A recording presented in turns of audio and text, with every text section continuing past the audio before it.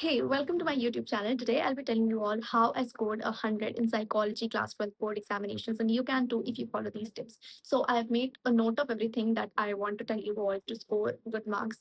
Obviously, you will have to put in a lot of efforts. The first foremost thing would obviously be to read NCRT thoroughly, each and every line. Obviously, skip the boxes. I've made that point as well. I'll be going through all that right now.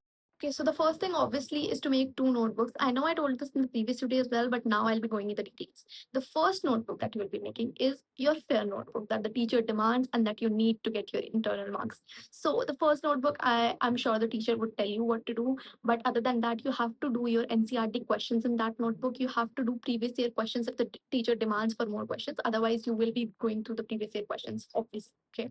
Now, the second thing that I would tell you all is to make flowcharts. I'll be attaching the sample flowcharts that I made for my exams as well.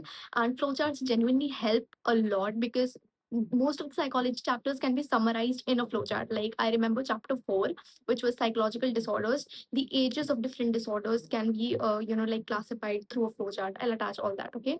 Now the third point would be read NCRT. Obviously, the fourth point would be to make tables.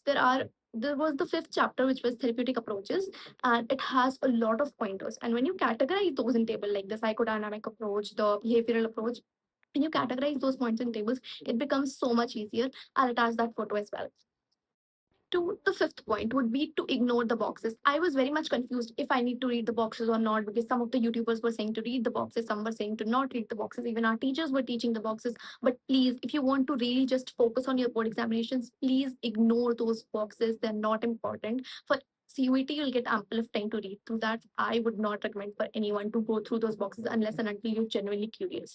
Now, the sixth thing would be to go through previous year questions. Okay, I would recommend for as much years that you can go through those questions. Otherwise, recommended would be at least 5 years previous year question. You do not have to memorize all of that. You just need to go through the questions and see what type of questions are being asked, so that you get an idea of how your actual paper would be. That's all I'm saying. Now, the last thing obviously would be to go through sample papers. A lot of students I've seen, they purchase sample papers, but I personally did not buy sample papers for any of the subject, and I would not recommend that to anyone as well, because sample papers are freely available on a lot of websites. I'll attach those in the description below if you ask for it. So yeah, that would be all my tips and tricks for psychology board examinations. Otherwise, if you need any tips regarding the answer writing or anything, you can just comment down below. I'll make another video for it. All the best. Bye bye.